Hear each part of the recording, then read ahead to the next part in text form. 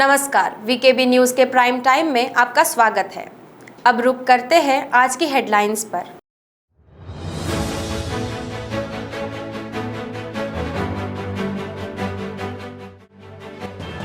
भारत के लिए तालिबान सबसे बड़ा खतरा। अंतर्राष्ट्रीय हिंदू परिषद के अध्यक्ष प्रवीण तोगड़िया ने की कुछ मुस्लिम संगठनों पर प्रतिबंध की मांग।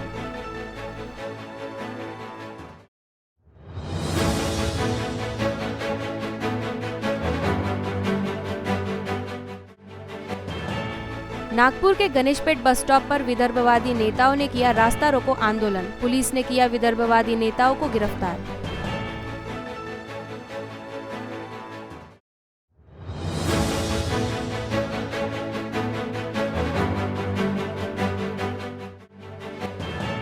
अजनी परिसर में ट्रक दुर्घटना में महिला की मौत। सुयोगनगर चौक पर हुई दुर्घटना।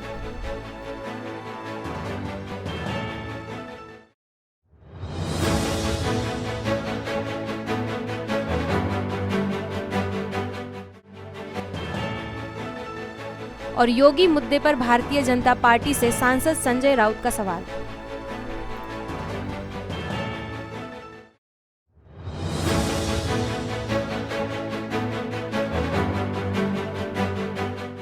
और अब खबरें विस्तार से। अंतर्राष्ट्रीय हिंदू परिषद के अध्यक्ष प्रवीण तोगड़िया गुरुवार को संतरा नगरी पहुंचे थे। इस दौरान अफगानिस्तान तालिबानियों के कब्जे के बाद प्रवीण तोगड़िया ने सबसे अधिक खतरा भारत को बताया। उन्होंने इस दौरान कुछ मुस्लिम संगठनों को बैन करने की मांग भारत सरकार से की। ठीक है, एक मिनट, एक मागे सरका सब थोड़ा सरका मागे, गोंधळ घालू नका, गोंधळ। नारायण राणे को लेकर महाराष्ट्र हलचल मची हुई है। जिस तरह से वो शिवसेना बीजेपी को आह्वान दे रही है, आप किस तरह देखते हैं इस मामले को? मुझे इस विषय के बारे में कुछ भी नहीं कहना है। सब हमारे हैं और सब समझकर काम करेंगे।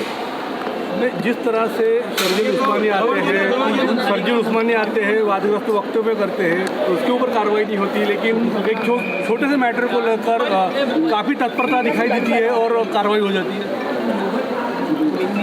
मुझे वह राजनीतिक विषय के बारे में कुछ नहीं कहना है।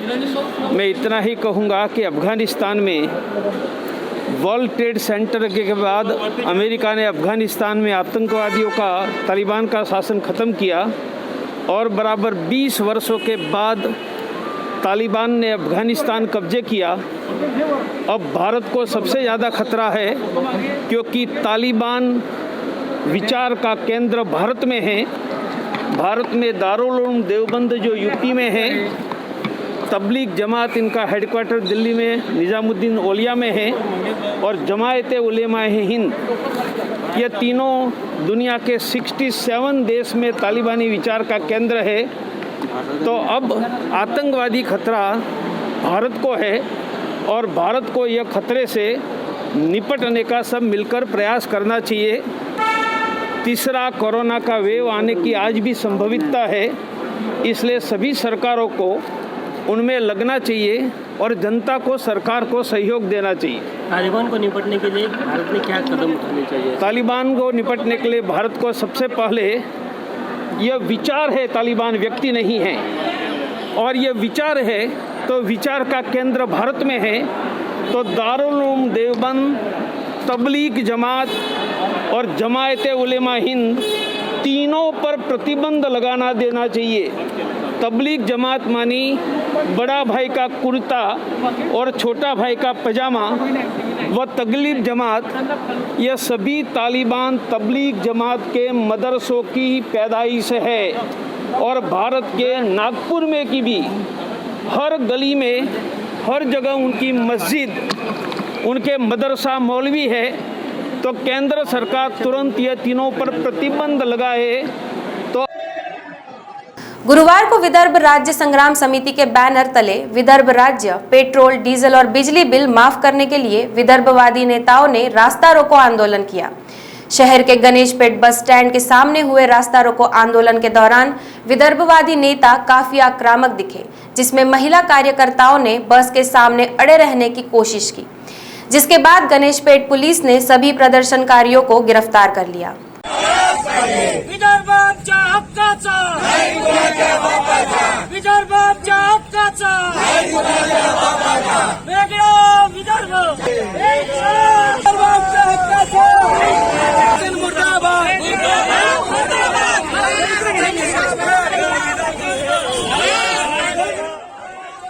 ये हंगामा है नागपुर के गणेशपेट परिसर का, जहां बस स्टॉप के पास विदर्भवादी नेता सड़क पर उतर चुके थे। सड़क पर उतरकर पहले तो विदर्भवादी नेताओं ने पृथक विदर्भ राज्य, पेट्रोल डीजल और कोरोना के समय जो आम जनता को बिजली बिल आया उसको माफ करने की मांग को लेकर प्रदर्शन कर रहे थे। फिर सभी विदर्भवादी नेताओं ने सड़क पर उतरकर रास्ता रोको आंदोलन कर आक्रामकता दिखाई और हालात तनावपूर्ण हो गए।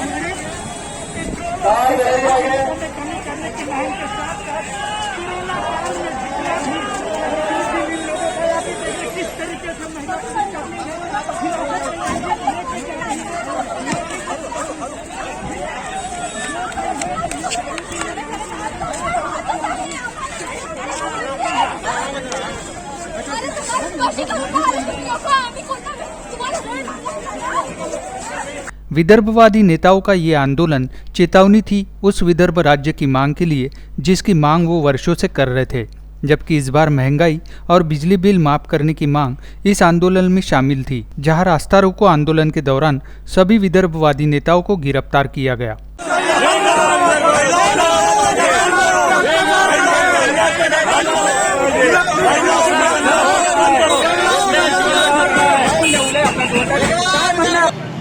विदर्भ राज्य आंदोलन समितीच्या वतीने स्वतंत्र विदर्भ राज्यासाठी तसेच पेट्रोल डिझेल गॅसचे दरवाढ त्वरित मागे घेतली पाहिजे केंद्र सरकारने याच्यासाठी। तसंच राज्य सरकारने कोरोना काळातील वीज बिल जे आहे, प्रचंड लूटमार करणारे जे वीज बिल आहे राज्य सरकारचे, ते त्यांनी राज्य सरकारने भरायला पाहिजे। या 3 मागण्यासाठी राज्य सरकार व केंद्र सरकारच्या विरोधामध्ये आज 26 ऑगस्टला संपूर्ण विदर्भभर जिल्हा स्तरावर व तालुका स्तरावर 100पेक्षा जास्त ठिकाणी रस्ता रोको आणि जेल भरो आंदोलन करण्यात येऊन आलेलं आहे। आता बरेच ठिकाणी आंदोलन सुरू झालेलं आहे, काही ठिकाणी सुरू होत आहे। आता नागपूरला सुद्धा ते आंदोलन आता सुरू होणार आहे। विदर्भ राज्य आंदोलन समितीची मागणी आहे की स्वतंत्र विदर्भ राज्य झालं पाहिजे। आजपर्यंत भाजपने कबूल केलं, आश्वासने दिलं, पण दिले नाही। विदर्भाच्या जनतेला बेवकूफ बनवलं, विदर्भाच्या जनतेच्या तोंडाला पानं पुसले आणि म्हणून आता आरपारची लढाई सुरू झालेली आहे। 9 ते 15 ऑगस्ट ठिय्या आंदोलन झालं तरी सरकार जागलं नाही। आज या ठिकाणी रस्ता रोको जेल भरो आंदोलन आहे। याच्यानंतर जे सरकार जागलं नाही तर केंद्र सरकारचे एक भाजपचे नेते या नात्याने देवेंद्र फडणवीस यांना समोर करून आम्ही लगेच देवेंद्र फडणवीस यांना पूर्ण विदर्भभर गावबंदी करणार आहोत। त्यांच्या सभेमध्ये, सार्वजनिक सभेमध्ये त्यांना लोक प्रश्न विचारतील की तुम्ही म्हटलं होतं विदर्भ देणार, केव्हा देणार ते बोला, त्याच्यानंतर आम्ही बाकीचं ऐकायला तयार नाही। तसंच राज्य सरकार यांनी कोरोना काळातील वीज बिल भरलं पाहिजे। यांनी बरेचसे आश्वासने दिले होते ऊर्जा मंत्र्यांनी, शिवसेनेने, पण हे पूर्ण केलं नाही। म्हणून यांनी ते त्वरित वीज बिल भरलं पाहिजे, अन्यथा राज्य सरकारचे एक प्रतिनिधी ऊर्जा मंत्री म्हणून यांना आम्ही पकडणार व यांना गावबंदी करणार, यांना सार्वजनिक सभेमधून प्रश्न विचारणार, कोरोना काळातील वीज बिल तुम्ही केव्हा भरता, अशा होणार आहे। आणि भाजपना आम्ही इशारा देऊ इच्छितो की त्यांनी त्वरित विदर्भ राज्य द्यावं, अन्यथा विदर्भातून त्यांना जावं लागेल। चले जाओ हे प्रकारचं आता आंदोलन सुरू होणार आहे। चले जाओ भाजप चले जाओ। नागपुर के अजनी परिसर के सुयोग नगर चौक में गुरुवार को एक ट्रक दुर्घटना में एक महिला की मौत हो जाने का मामला सामने आया है। मृतक महिला का नाम सरिता कापसे बताया जा रहा है, जो हुड़केश्वर परिसर में पुंडलिकराव अवजे नामक व्यक्ति की किराएदार बताई जा रही है। गुरुवार दोपहर मृतक सरिता कापसे घर मालिक की लड़की करुणा राउत दोनों अपनी दुपहिया वाहन पर जा रहे थे। तभी सुयोग नगर के पास एक ट्रक ने उनकी गाड़ी को जोरदार टक्कर मारी, जिसमें सरिता का संतुलन बिगड़ने से वो ट्रक के नीचे आ गई, जिसमें उसकी मौत हो गई है, जबकि उसकी साथीदार करुणा राउत सुरक्षित बताई जा रही है। उत्तर प्रदेश के मुख्यमंत्री योगी आदित्यनाथ इनके विरोध में मुख्यमंत्री उद्धव ठाकरे ने जो टिप्पणी की थी उसे 5 साल हो गए। इस बात पर क्या भारतीय जनता पार्टी सो रही थी? क्या ऐसा सवाल शिवसेना के सांसद संजय राउत ने खड़ा किया है, जो मुंबई में मीडिया से बातचीत के दौरान बोल रहे थे। मी इतकं सांगू शकतो की महाराष्ट्राचे मुख्यमंत्री उद्धव ठाकरे आहेत आणि कॅबिनेटचा प्रत्येक मंत्री हा सरकार असतो। जुनी जी क्लिप येते आहे ज्याच्यामध्ये उद्धव ठाकरे आदित्य योगीनाथ यांच्यावर आरोप करताना दिसत आहेत, त्यांच्यावर देखील आता गुन्हा दाखल करावा अशी मागणी होते। मागण्या होत असतात। बघा भारतीय जनता पक्ष कोणावरही गुन्हा दाखल करू शकतो। इतका महान पक्ष आहे तो, इतका महान पक्ष आहे तो परगृहातल्या लोकांवर गुन्हे दाखल करेल। त्यांच्या हातात यंत्रणा आहे, ते काही करू शकतात। पण राऊत साहेब तिकडे थप्पड मारल्याची जर उद्धव ठाकरेंना थप्पड मारणार असं जर म्हटलं आहे आणि त्याचे जर केंद्रीय मंत्र्यांवर कारवाई होत असेल तर मग योगी आदित्यनाथ त्यावेळेस क्या तुम्हाला या थप्पड़ीचा आवाज 6 वर्षांना ऐकायला आला का? वो थप्पड़ की गूंज आपको अभी सुनने दे रही क्या 6 साल बाद? वो थप्पड़ की गूंज 6 साल बाद आपको सुनने आई? आपके कान में थोड़ा सा हमारे यहाँ ENT सर्जन बहुत है महाराष्ट्र में, मैं भेज दूंगा जिसको आप सुनने आई हो गूंज। जानकारी चाहेंगे कि नारायण राणे के लिए अमरावती में शिव सैनिकों द्वारा भाजपा कार्यालय को निशाना बनाया गया था, जिस पर शिव सैनिकों पर सवाल खड़े करते हुए भाजपा नेता और पूर्व कृषि मंत्री अनिल बोंडे ने शिवसेना पर प्रहार करते हुए इस हमले को कायरतापूर्ण बताया। भारतीय जनता पक्षाच्या अमरावतीच्या बंद कार्यालयावर भेकड सारखा हल्ला करणारे हे काही मर्द नाही की शिवसेनेचे।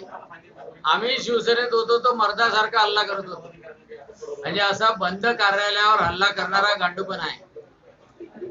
आणि त्याच्यामुळं खरं जर पाहिलं तर याची सुरुवात उद्धव ठाकरे यांनी केली। उद्धव ठाकरे सारखा मुख्यमंत्री माणूस जर म्हणते का विरोधकाला एक झापड मारल, तर त्याच्यानंतर नारायण राणे साहेबांना म्हटलं तर ते काय वाईट म्हटलंय का? जसं तुम्ही बोलाल मुख्यमंत्री त्याच्याप्रमाणे बाकीचे लोक तुमच्यावर हल्ला करतील। आणि आता भाजपच्या कार्यालयावर बंद कार्यालयावर हल्ला करणारे का मोठी मर्दुमकी गाजवली आहे काय? याला भेकड सेना म्हणते, शिवसेना नाही म्हणत। आणि त्याच्यामुळे याचा निषेध जर आहेच, आता सगळे जण आहे आता या म्हणा, म्हणजे एकेकाला नाही वाजवल्याशिवाय राहणार तर मग भारतीय जनता पक्षाचा कार्यकर्ता आहे। केंद्रीय मंत्री नारायण राणे के आक्रामक तेवर जैसे थे वैसे ही रहने वाले हैं। गिरफ्तारी के बाद रिहाई के हाई वोल्टेज ड्रामा के बाद मुंबई की पत्रकार परिषद जो थी वो राणे शैली में थी, और इस पत्र परिषद में राणे शिवसेना पर ऐसे बरसे कि शिवसेना को राणे ने चुनौती तक दे डाली, जो आने वाले दिनों में राज्य की राजनीति का पारा और गर्म करने के नारायण राणे के संकेतों से साफ प्रतीत होता है। हीरक महोत्सव काय हे असतो तर कानाखाली चढवली असते। हीरक महोत्सव काय हे असतो तर कानाखाली चढवली असते। आता माझी सटकली गोली मारू जैसे स्नाइपर हे असतो तर कानाखाली चढवली असते।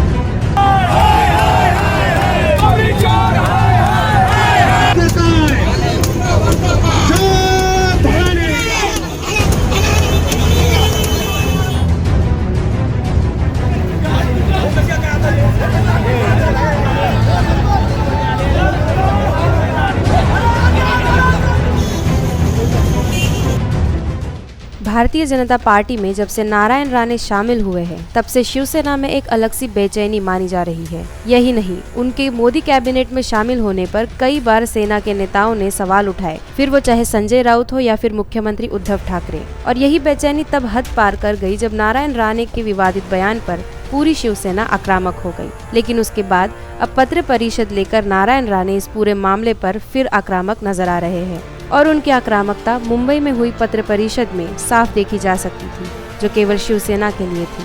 शिवसेना के खिलाफ ये बौखलाहट नारायण राणे की क्यों है, वो भी जानना आपके लिए जरूरी है। सीएम उद्धव ठाकरे के खिलाफ विवादित बयान देने वाले केंद्रीय मंत्री नारायण राणे की गिरफ्तारी के आदेश खुद शिवसेना के सीनियर नेता अनिल परब ने दिया था। पुलिस को राणे को गिरफ्तार करने का आदेश वाला उनका वीडियो वायरल हो रहा है। इसके बाद से ही वह इस मामले में पुलिस पर राजनीतिक दबाव बनाने के आरोपों में घिर गए हैं। अनिल परब रत्नागिरी के वरिष्ठ पुलिस अधिकारियों को नारायण राणे को गिरफ्तार कराने का आदेश देते इस वीडियो में दिखाई दिए।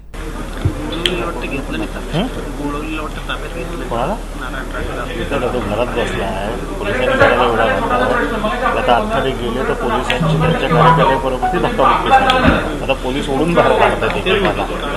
हां ते काढतात.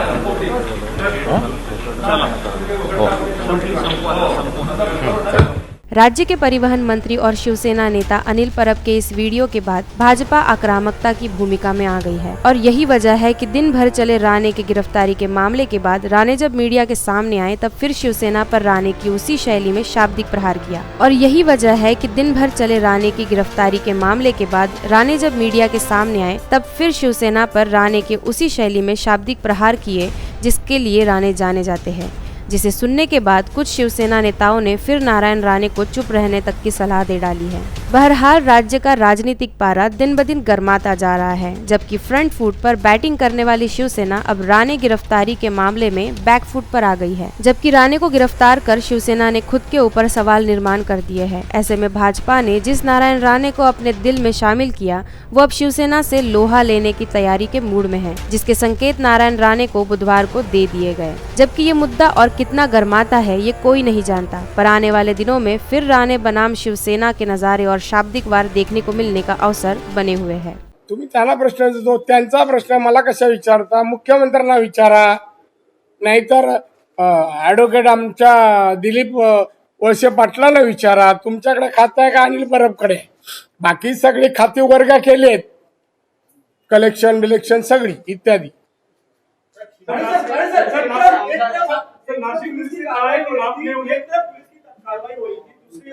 कई शिवसैनिकों ने बीजेपी कार्यालय पर पत्थर फेंके, तोड़फोड़ हुई, नेताओं को पीटा गया।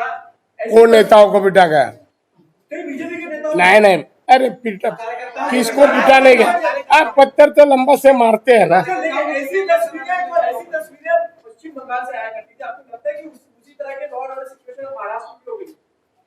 हम लोग भारतीय जनता पार्टी पश्चिम बंगाल के मार्फत वातावरण यहाँ बनने नहीं देंगे। नासिक पुलिस ने ऐसा कहा कि आपने उनको लिख करके आश्वासन दिया है कि आप आपत्तिजनक बात नहीं करेंगे। किसको? नासिक पुलिस ने कहा है। क्या लिख के दिया मेरे को?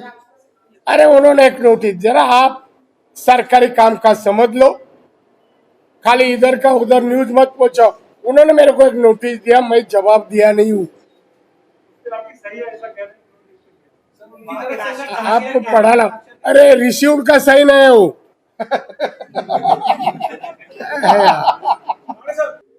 तुम्ही कोणी माझं काही करू शकत नाही, तुमच्या कुठल्याही प्रक्रियेला मी घाबरत नाही.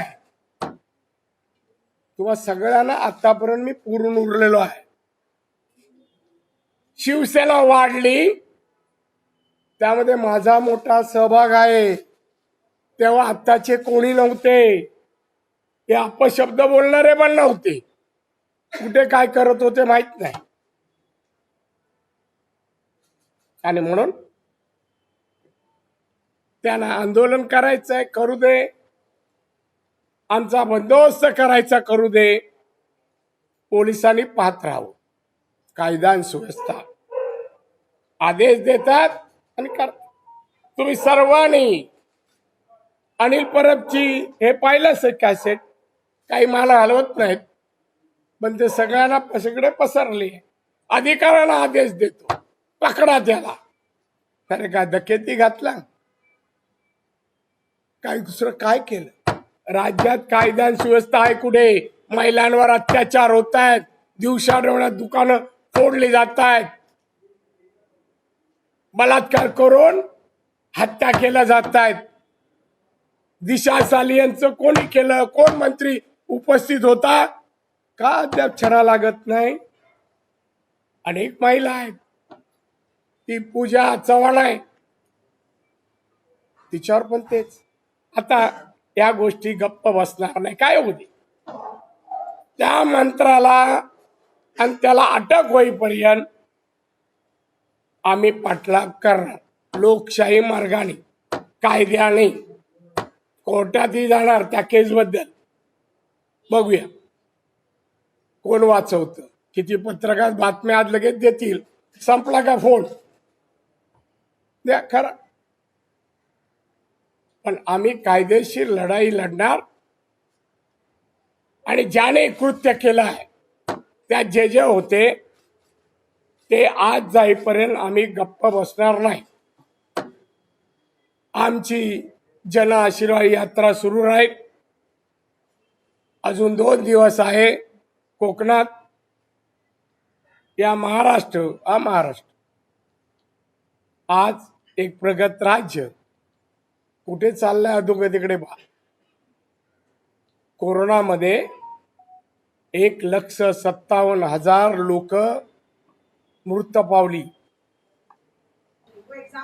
अरे वो तो आदित्य जी हमारे मुख्यमंत्री यूपी में है, मैं महाराष्ट्र में हूँ. हमारी जो जन आशीर्वाद यात्रा है ना, और उनको प्रतिसाद जो मिला जिस तरह, वो बहुत लोगों को देखा नहीं गया. इस वास्ते ये चला है. नहीं हम क्यों नहीं करेंगे. वो आदित्य जी का काम है, वो करना नहीं करना. मगर हमारे नेता के ऊपर जो किया है उसके बारे में हम दखल ले लिया है. उन्होंने मेरे बारे में शिकायत की. वो सेक्शन के मुताबिक मेरे को वहां से बोला कि कोर्ट में आपको हाजिर करना है. अरेस्ट बिरेस्ट तब तक कोर्ट में जाने तक मार तक मेरे को किसने अरेस्ट नहीं किया. उनकी रिक्वेस्ट पर मैं कोर्ट में गया. बिल्कुल नहीं, मेरे गाड़ी से गया. नंबर दो अभी है. हाँ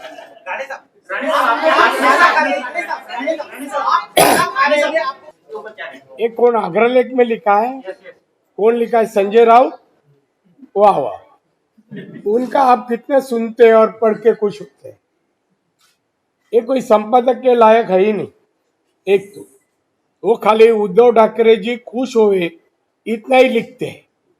और मैं उनको 17 तारीख के बाद जवाब दूंगा. देखिए यही शिवसेना ने मेरे को मुख्यमंत्री किया.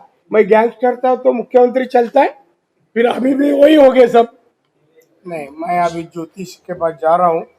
ये जो मेरे दोस्त दरेकर आया है, एड्रेस लेके आया एक ज्योतिष का. अभी जाके उसके बाद मैं कहूँगा. याच्या नंतर पत्रकार परिषद बंद संपली.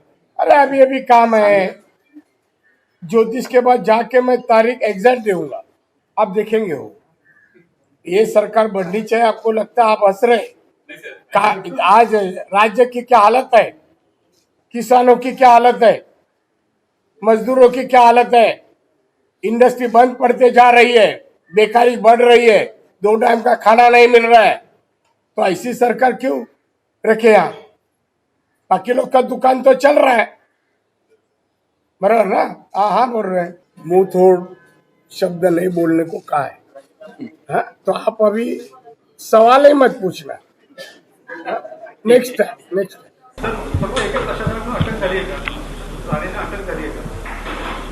मला अजून याची माहिती पूर्ण मिळालेली नाही आहे, त्यामुळे मी आत्ता ऑफहँड तुम्हाला सांगू शकत नाही अटक झाली की नाही. मी इथे तुमच्यासमोर बसून आहे, त्याच्यामुळे मी तुम्हाला इथे बसून काय सांगू. भारतीय जनता पार्टी के केंद्रीय मंत्री नारायण राणे इन्होंने अभी पत्रकार परिषद ली है और उसमें अभी भी उनका जो तेवर है वो शिवसेना के खिलाफ, महाराष्ट्र सरकार के खिलाफ बातें करना, आरोप लगाना जो वो कभी सिद्ध नहीं कर पाते हैं, और जन आशीर्वाद यात्रा के नाम पर माननीय उद्धव जी ठाकरे पर इल्ज़ाम लगाना.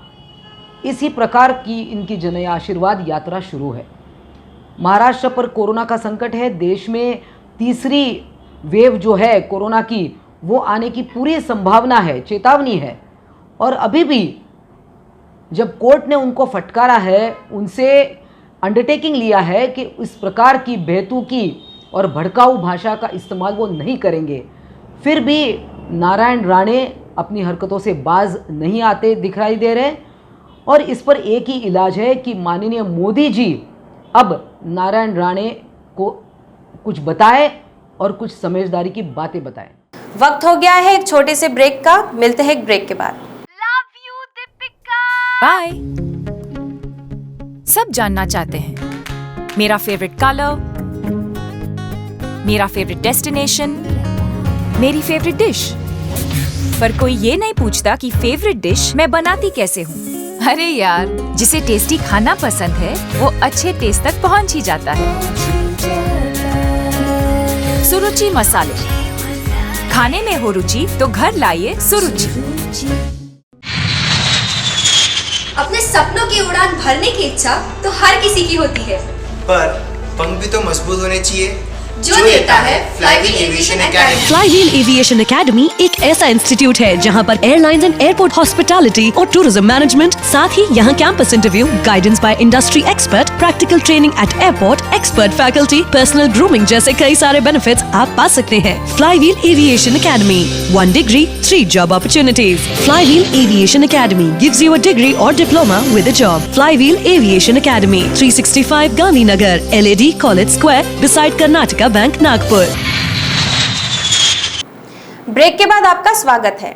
नारायण राणे की गिरफ्तारी पर सवाल निर्माण करते हुए अमरावती जिले की सांसद नवनीत राणा ने फिर शिवसेना को कटघरे में खड़ा किया है। नवनीत राणा ने सवाल किया है, शिवसेना द्वारा कई बार खुले मंच से कांग्रेस की वरिष्ठ नेता सोनिया गांधी पर निचले स्तर की भाषा का इस्तेमाल किया जाता है। उन शिवसेना नेताओं पर भी अपराध दर्ज कर उन पर कड़ी कारवाई होने की मांग सांसद नवनीत राणा ने की है। मला वाटते ज्या पद्धतीने काल जे जेवण करताना जे पोलीस आली आणि त्यांना जे आदेश दिले गेले की जे पद्धतीने तसंच त्यांना अटक करा, मला तर एखादी वेळेस असं वाटलं की खूप साधा मोठा गुन्हा त्यांनी केलेला आहे आणि म्हणून त्यांना अटक करण्यात येत आहे। कारण की कॅबिनेट मंत्रीला जे देशाला रिप्रेझेंट करते अशा व्यक्तीला जेवण करताना तुम्ही अटक करतात, तेवढी माणुसकीच ठेवत नाही। त्याच्यामध्ये स्पष्ट होत आहे की किती कोणते विचारांनी राजनीती आपली महाराष्ट्रामध्ये चाललेली आहे।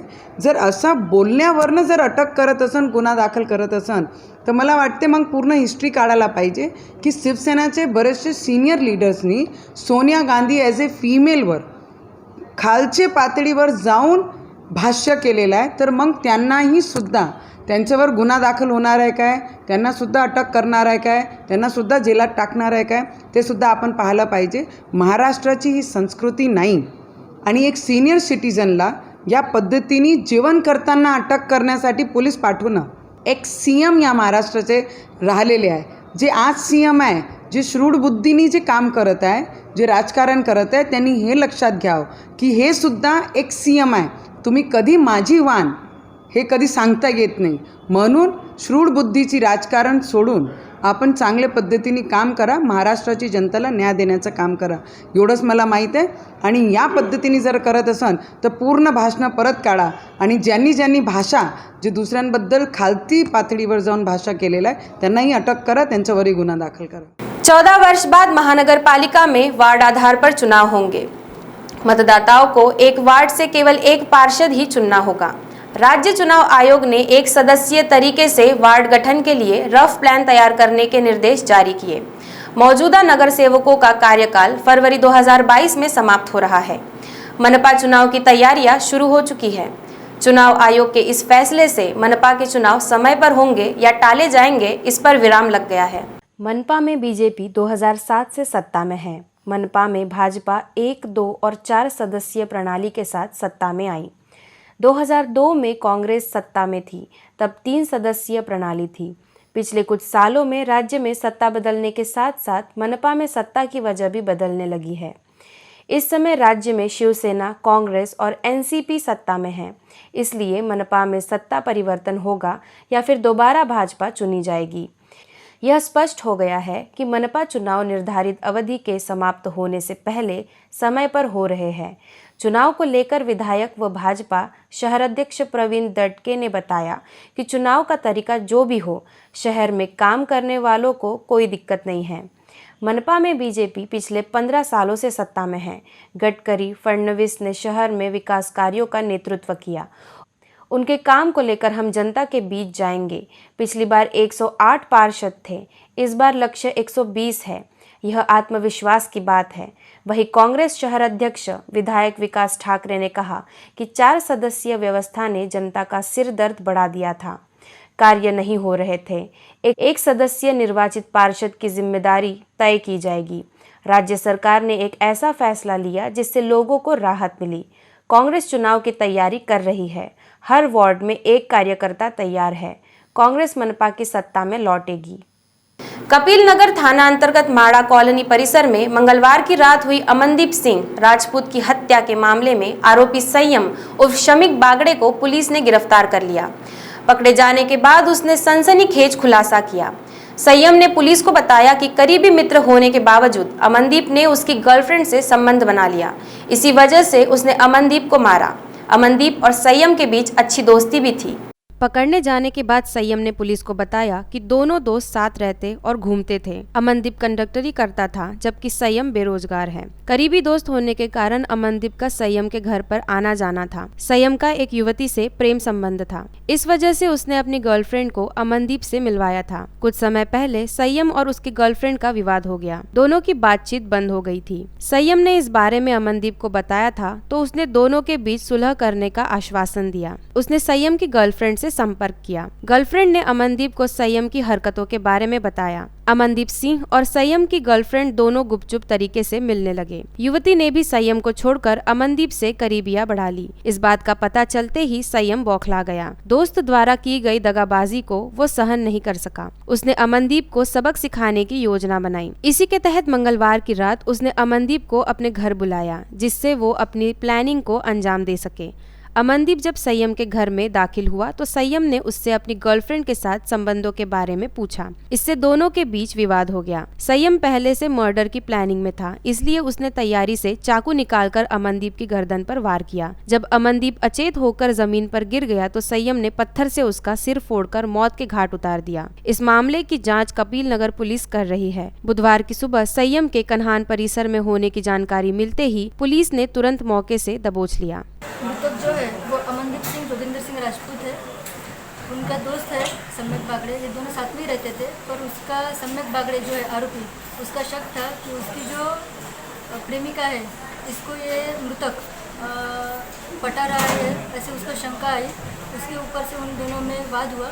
उसके ऊपर से हत्या हो गई, उसको मार दिया। धारदार शस्त्र से की ऐसे बोला जा रहा है। अमनदीप सिंह जोगिंदर सिंह राजपूत आरोपी अटक है हमारी हिरासत में। आगे की इन्वेस्टिगेशन चल रही है। सम्यक सुनील बागड़े। जिला परिषद में लघु सिंचाई विभाग के कार्यकारी अभियंता रमेश गुप्ता को आखिर निलंबित कर दिया गया। उन्हें एंटी करप्शन ब्यूरो ने 75,000 रुपए रिश्वत लेते हुए रंगे हाथ पकड़ा था। हालांकि एसीबी की रिपोर्ट नहीं मिलने के कारण उन्हें संबंधित विभाग द्वारा निलंबित नहीं किया गया था। इस दौरान उन्हें जिला परिषद एवं सिंचाई विभाग में घूमते हुए देखा गया था। आखिरकार बुधवार को उन्हें सेवा से हटाने के आदेश जारी किए गए। इससे जिला परिषद को बड़ा झटका लगा है। कार्यकारी अभियंता रमेश गुप्ता ने रामटेक तहसील के सलाई पथरी गांव में बांध के निर्माण के लिए रकम का अंतिम भुगतान करने के लिए ठेकेदार से 75,000 रुपए की मांग की थी। संबंधित ठेकेदार ने एसीबी से शिकायत की। शिकायत की पुष्टि के बाद एसीबी ने जाल बिछाया और गुप्ता को उसके उदयनगर स्थित आवास पर रिश्वत लेते रंगे हाथों पकड़ लिया। अगले दिन कोर्ट ने उन्हें जमानत दे दी। नियम के अनुसार जाँच पूरी होने तक उन्हें पद से हटाना जरूरी था, अन्यथा सबूत नष्ट होने का खतरा रहता। वे शिकायतकर्ता पर दबाव भी डाल सकते थे। इसे लेकर प्रशासन की कार्यप्रणाली पर सवालिया निशान लग गया था। उन्हें सिविल सेवा नियम 1979 के नियम 4(1) के तहत तत्काल निलंबित कर दिया गया। आदेश में कहा गया है कि उन्हें क्षेत्रीय जल संरक्षण अधिकारियों की अनुमति के बिना मुख्यालय छोड़ने की अनुमति नहीं होगी। कुछ जिला परिषद सदस्यों ने हाल ही में आरोप लगाया था कि कार्यकारी अभियंता हेमके जिला परिषद के जलापूर्ति विभाग में हुई एफडी घोटाले के ठेकेदार को बचा रहे हैं। इसके बाद मंगलवार को उनसे प्रभार लेकर कार्यपालक अभियंता प्रशांत बोर्डे को दे दिया गया। छत्तीसगढ़ से काम की तलाश में आई 2 युवतियां देर रात बड़ा ताजबाग परिसर में पहुंची। यहाँ एक आरोपी ने उन्हें मदद का विश्वास दिलाया और अपने घर ले गया। बाद में दोनों के साथ छेड़खानी करने लगा। पीड़ित युवतियां वहां से भाग निकली और पुलिस को घटना की जानकारी दी। पुलिस ने 20 वर्षीय पीड़िता की शिकायत पर सिंदीबान निवासी असलम उर्फ कल्लू जौहर खान के खिलाफ मामला दर्ज कर गिरफ्तार कर लिया है। 20 वर्षीय पीड़ित युवती मंगलवार की रात अपनी सहेली के साथ काम की तलाश में नागपुर आई थी। परिचित व्यक्ति ने उन्हें नागपुर बुलाया था, लेकिन यहां पहुंचने के बाद उस व्यक्ति से कोई संपर्क नहीं हो पाया। ऐसे में किसी ने उन्हें बड़ा ताजबाग परिसर में जाकर आश्रय लेने को कहा। दोनों युवतियां ताजबाग परिसर में भटक रही थी। उन्हें परेशान होता देख कल्लू ने मदद का भरोसा दिलाया, उन्हें काम दिलाने का झांसा दिया और अपने घर चलकर सोने को कहा। दोनों युवतियां उसके घर के शेड में सो रही थी। रात 1 बजे के दौरान आरोपी ने उनके साथ छेड़खानी शुरू कर दी। पीड़िता ने उसका विरोध किया तो चाकू निकालकर मारने की धमकी दी।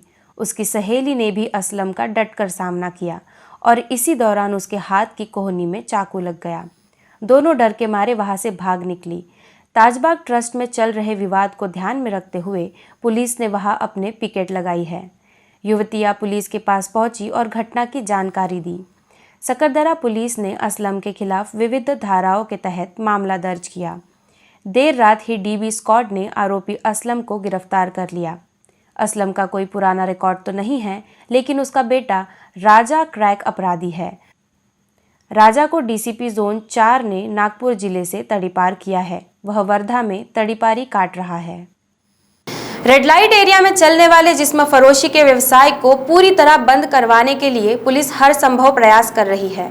इस संबंध में पुलिस आयुक्त अमितेश कुमार ने पीटा एक्ट की धारा के अनुसार अध्यादेश भी जारी किया है।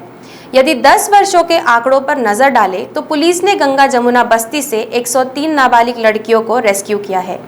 ये तो कार्रवाई के अधिकृत आंकड़े हैं। न जाने और कितनी लड़कियां इस दलदल में फंसी होगी। उल्लेखनीय है कि बीते 10 वर्षों में पुलिस ने कई बार यहां छापेमारी की। 355 केस दर्ज किए गए और देह व्यवसाय करवाने वाले 1137 लोगों के खिलाफ मामला दर्ज किया गया। पॉक्सो एक्ट के तहत 16 केस दर्ज किए गए। अब स्थानीय नागरिक यहाँ चलने वाले देह व्यवसाय को पुरजोर विरोध कर रहे हैं। पुलिस को अनेक शिकायतें भी मिली, जिसके बाद परिसर में धारा 144 लागू कर पूरी बस्ती को बैरिकेड से घेर लिया गया। अब सीपी ने अध्यादेश जारी किया है। बदनाम बस्ती से लगकर बालाजी मंदिर, चिंतेश्वर मंदिर, दुर्गा मंदिर, शारदा मंदिर और राधा स्वामी सत्संग मंडल भी है। इसके अलावा एनएमसी की हिंदी प्राइमरी स्कूल, हिंदुस्तान विद्यालय है। परिसर में शैक्षणिक संस्थान और धार्मिक स्थल होने के कारण यहाँ किसी भी प्रकार देह व्यवसाय नहीं किया जा सकता। पीटा एक्ट में किए गए प्रावधानों के आधार पर यह अध्यादेश जारी किया गया है, जो 2 महीनों तक लागू रहेगा। यदि इस पर किसी को आपत्ति है तो पुलिस आयुक्त कार्यालय में लिखित रूप से अपना पक्ष रख सकते हैं। तो प्राइम टाइम में आज इतना ही। आपसे फिर कल मुलाकात होगी। तब तक देखते रहिए वीकेबी न्यूज़। नमस्कार।